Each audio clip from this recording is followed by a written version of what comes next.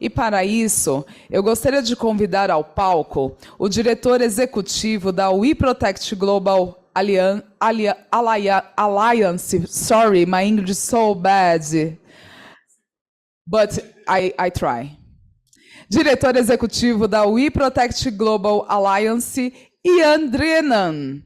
Ele que já liderou a resposta internacional do Ministério do Interior do Reino Unido ao abuso sexual infantil, colocando o país no topo de respostas a esse tipo de violência e ratificando a Convenção de Lanzarote do Conselho Europeu para a proteção das crianças contra a exploração sexual e os abusos sexuais. Então, eu gostaria de pedir uma calorosa salva de palmas para ele. You're welcome, Mr. Ian Drennan.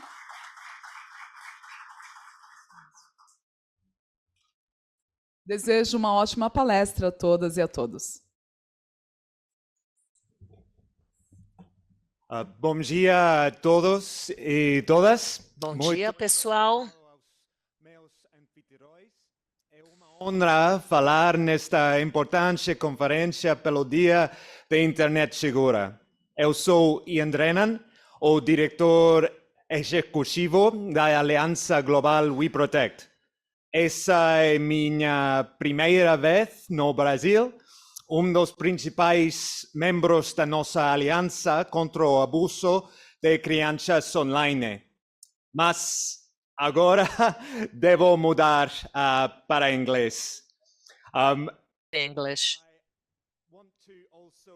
Eu também gostaria de agradecer às tradutoras que estão fazendo um trabalho excelente, garantindo que nós possamos ter esse diálogo bem claro e aberto. Por isso, eu agradeço o trabalho das intérpretes e nós agradecemos a gentileza do senhor Ian também.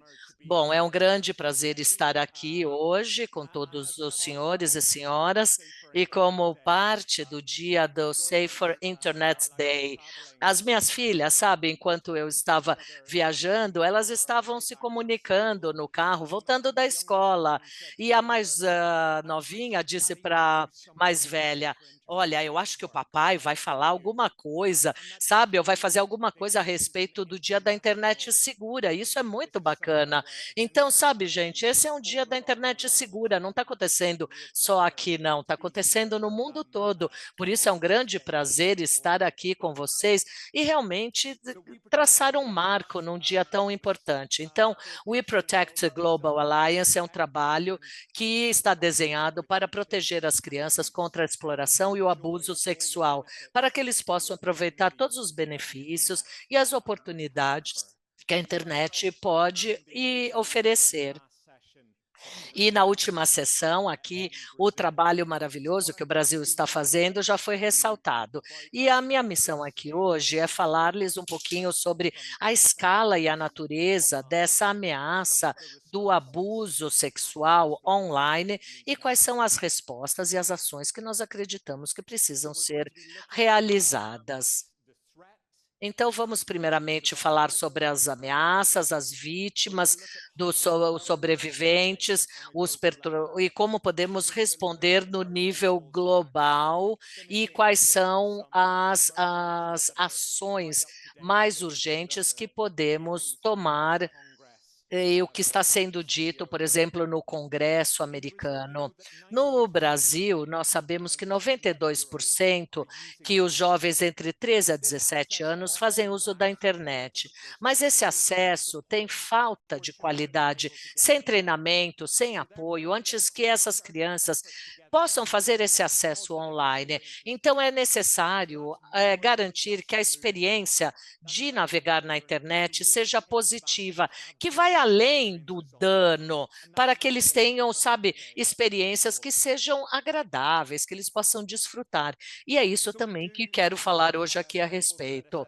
Então, nós realizamos avaliações de ameaças globais a cada ano. Em 2023, nós publicamos o nosso 4º manual, que é o manual mais detalhado e abrangente, mostrando que há um aumento na complexidade e que a ameaça aumenta cada vez mais e que precisamos realmente trabalhar em direção à prevenção, através de abordagem de saúde e proteção pública também. Essa será a única forma de conseguir proteger e diminuir o abuso sexual online. Todo esse material, publicado desde 2018, está disponível no nosso website, já traduzido para o português também. Então, aqui, como que nós fizemos desde o início? Bom, a ideia foi juntar uma série de relatos dos nossos membros e nós tentamos compilar toda essa informação, não apenas do nosso lado, tipo problema estrangeiro, europeu, americano, mas o que é um problema global. Nós temos um comitê de especialistas que tem um grupo de especialistas que fazem parte da nossa aliança para endossar os nossos achados. Nós também temos um grupo de novas fontes de achados, trabalhando junto com as Nações Unidas e com o grupo que trabalha com hashtag MyVoice, que é ouvir as crianças, ouvir aquilo que eles têm a dizer. E também realizamos uma pesquisa no Economist e no Guardian do Reino Unido sobre vários países que passam por esse tipo de abuso sexual online. E o Brasil também fez parte dessa pesquisa. É muito importante entender o que as crianças querem. Quando abrimos essa pesquisa da avaliação global, a ideia é ouvir as crianças, o que eles acham que precisa ser feito. É muito importante que a nossa resposta seja centralizada nas crianças, como eles estão usando a internet, como eles vivenciam o dano digital e como eles acham que nós devemos responder a esse dano. Qual é a escala e a natureza da ameaça que estamos vivenciando? Fundamentalmente, o abuso e a exploração sexual infantil está aumentando, é uma escala global. O Centro Nacional de Estudos de Crianças que passam por exploração sexual e abuso mostrou 77% de aumento no número processado em 2021 em relação a 2020. O Tiago disse que há um aumento massivo nos relatos. Nós avaliamos todas as fontes de dados e todas apontam para um aumento dramático na escala da exploração e abuso sexual infantil nos últimos anos. E muitos desses danos, dessa exploração, não são relatados. Há muitos crimes que não são reportados por vários anos ou jamais serão relatados. Segundo, as formas conhecidas de abuso sexual infantil se intensificaram e se evoluíram.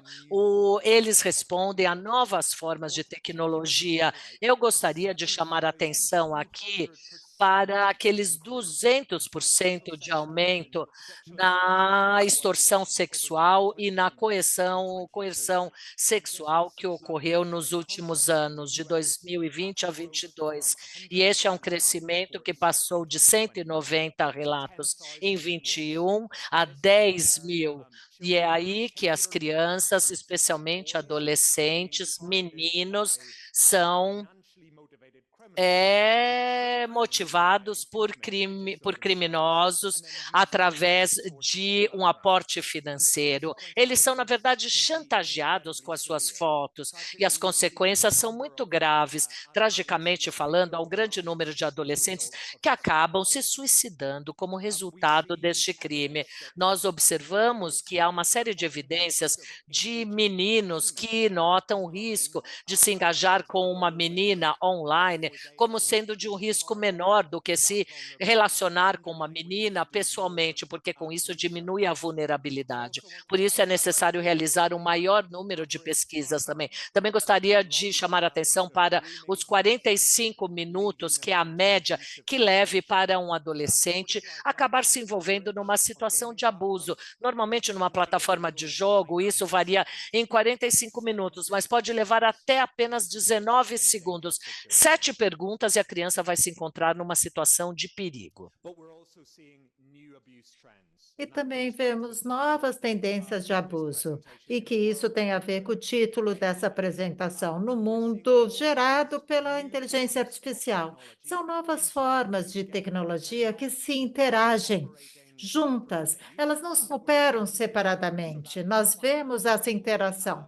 Então, aquela questão financeira de uma extorsão sexual financeira, imagina isso num contexto de inteligência artificial. Você simplesmente cria uma imagem sintética, você nem usa uma imagem real. E isso pode ser levado a uma escala industrial.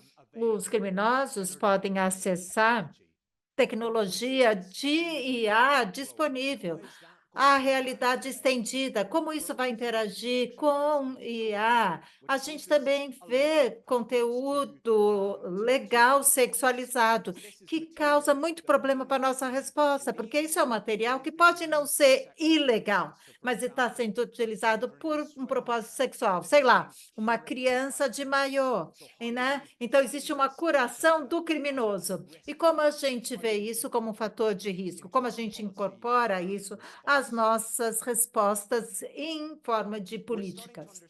E a gente começa a ver melhor os fatores que afetam a exposição ao dano online sexual. Existem algumas categorias aí. A gente acha que há crianças em grupos marginalizados que são mais vulneráveis. Por exemplo, crianças que nós identificamos com LGBTQ+, que têm mais probabilidade de estar em contato com uma pessoa que os deixam desconfortável. Crianças com algum tipo de deficiência, crianças surdas, têm 3 vezes mais possibilidade de serem abusadas online. Crianças de uma etnia ou raça específica que tem mais abusos online. E a gente tem que lidar isso de uma maneira sensível para não marginalizar mais esses grupos, para eles não se sentirem que eles são alvo de uma resposta. Por exemplo, na Austrália, a gente tem esse risco, né, de tornar as comunidades indígenas mais vulneráveis, mais marginalizadas, como alvo dessas políticas. E existe, obviamente, uma conexão do que as crianças veem como risco e o que é o risco real, né? É a ideia de um risco estranho, né? Alguém no laptop que a criança não conhece, mas não é isso que os dados nos mostram. Em 60% dos casos, o abuso é de alguém que a criança conhece. Pode ser um colega, pode ser alguém no círculo de confiança, pode ser um parente ou os pais. Então, a gente também tem que customizar a nossa resposta em relação ao que a gente sabe, conhecendo os dados. E aí, se a gente pensa, né, em quais são essas respostas que nós temos hoje? Não é surpresa nenhuma que a resposta ainda não tem financiamento adequado. Tem muito peso ainda na sociedade civil, nos pais, nas crianças. E, na verdade, não deveria ser responsabilidade única deles. Quando a gente fez a nossa pesquisa com os pais e responsáveis, para 2/3 dele, a responsabilidade de proteção online era deles. Mas a gente sabe como isso é desafiador. A gente precisa de ajuda do governo, do setor privado e a sociedade civil, mas também com o empoderamento dos pais, dos tutores das crianças. Mas não deve ser responsabilidade única das famílias e das crianças. E nós vemos essa falta de financiamento, tanto no nível do setor público, mas também no setor privado. A gente vê um subinvestimento em materiais de detecção de abuso sexual de crianças. Não é uma prioridade para as empresas. A gente precisa de uma necessidade de conhecimento local, de linguagem. Isso não acontece só em inglês, gente. Em português, por exemplo, português é a terceira língua de importância que foi identificado com um crescimento de 3 vezes no último ano no abuso sexual de conteúdo português. Então, a gente não pode simplesmente confiar isso na sociedade civil. E eu gostaria de falar do Departamento de Direitos Civis aí, criado no Brasil. Eu quero ouvir aí do secretário de Estado para falar sobre isso, porque isso realmente é uma coisa incrível. Então, a legislação é muito importante, ela pode ajudar a nossa resposta, mas também não é uma bala de prata, não é uma coisa que vai resolver o problema como um todo. A legislação precisa estar lá como base, mas a gente nunca vai ter uma legislação alinhada globalmente. Sempre vai ter ações voluntárias em diferentes locais geográficos. E é isso, legislação é uma base, não é um limite, não é o fim. A gente espera que as empresas, que os governos, sempre façam mais e ir além. Mas a gente também precisa de terminologia consistente para a gente entender o que nós estamos falando quando a gente fala desse crime que é global. Então, só para, de novo, falar da importância da colaboração voluntária, é isso que a gente tem que ser como rede. Promover legislação, promover regulamentação, mas tem uma ampla gama de outras atividades que a gente pode fazer para ter uma resposta global mais adequada e lidar para a situação onde a vítima, o criminoso e a plataforma sejam abordados, porque eles estão todos em locais diferentes. Por exemplo, na Tech Coalition, eles têm uma iniciativa chamada Long Time, que basicamente fala o seguinte: se uma vítima passa de uma plataforma para outra, as empresas podem seguir isso, existe compartilhamento de informações. Então, a gente está um passo além do criminoso, porque o criminoso quer começar onde a criança está, mas quer levar a criança para uma plataforma codificada. Então, identificar esses movimentos são muito importantes. Então, basicamente, a nossa avaliação chegou realmente com pedido urgente à ação. Não é só estabelecer um problema, né, e deixar de lado, é pensar no que a gente pode fazer para responder a esse problema. Primeiro, realmente centralizar nas perspectivas e direitos das crianças. Isso tem que estar no raiz de toda a nossa estrutura. Como adultos e imigrantes digitais, a gente não tem que falar, é isso que vocês precisam fazer. As crianças têm que ser parte do processo, a gente tem que falar com elas. Eu acho que esse é o maior conselho que eu recebi em relação ao que os pais têm que fazer. Falem com seus filhos, para que o mundo online não seja separado, seja dividido. A gente tem que trazer esse ambiente e empoderar as crianças, facilitar para que elas falem, aumentar a confiança com os professores, com os pais, com os agentes da lei, porque senão a gente vai ter uma resposta que é irrelevante e ineficaz. A segunda coisa é uma legislação que tenha alinhamento global, para os governos falarem uns com os outros, que tenha alinhamento em relação às respostas, para que a gente possa facilitar informações e operações across fronteiras, que existem fluxos de informações, sistemas, processos para colaboração. E há muito material, muito manual, muita direção para a gente ter esse desenvolvimento de legislação de uma forma alinhada, baseada em princípios, neutra em tecnologia, para a gente não ter que ficar trocando à medida que a tecnologia desenvolve-se, porque a gente sabe que o desenvolvimento da tecnologia é muito mais rápido do que o cronograma de uma mudança legislativa. E também investir mais em abordagens de saúde pública, para priorizar a prevenção. Eu falo que é isso, é dar a volta na pirâmide, é pôr a pirâmide de cabeça para baixo. Agora, os nossos recursos é lidar com o mal já feito identificar material de abuso. A gente tem que trocar, gente, porque agora o crime já aconteceu. A gente tem que investir mais na causa raiz, na prevenção. E isso é desafiador, mas depende de nós, como sociedade civil, defender isso, porque faz sentido financeiro, operacional e moral.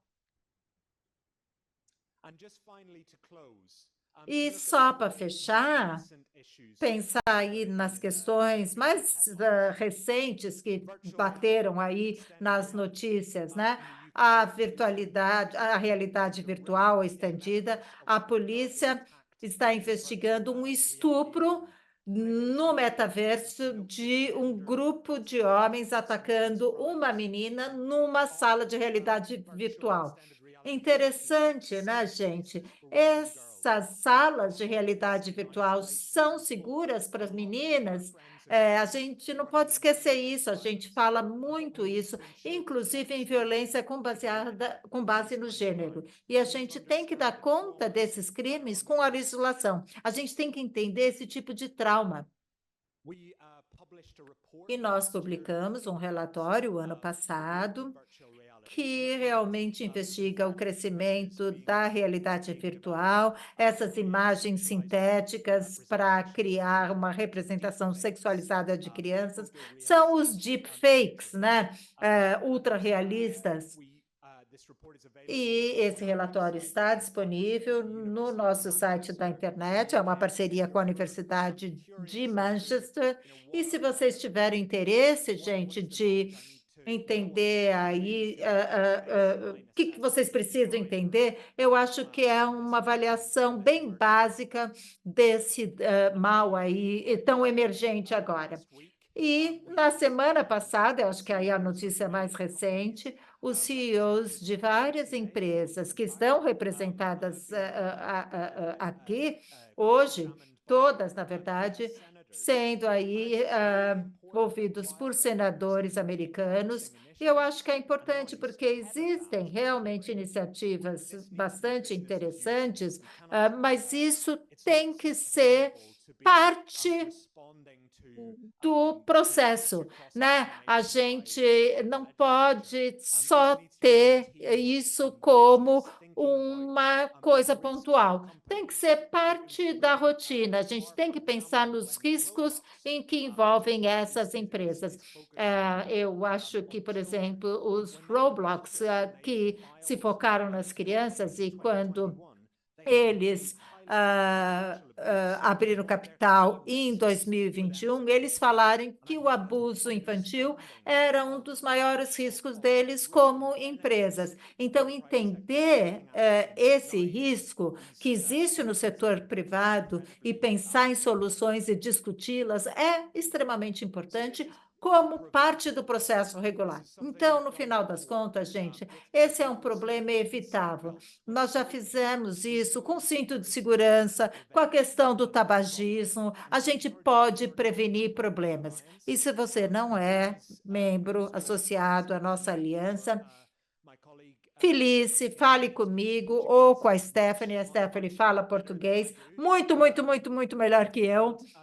E se envolvam. Eu acho que tem muitas maneiras de participar, de colaborar e trabalhar juntos como comunidade global. É um problema grave, é um problema global, complexo e precisa ser abordado com humildade, mas também com esperança. Muito obrigado a todos.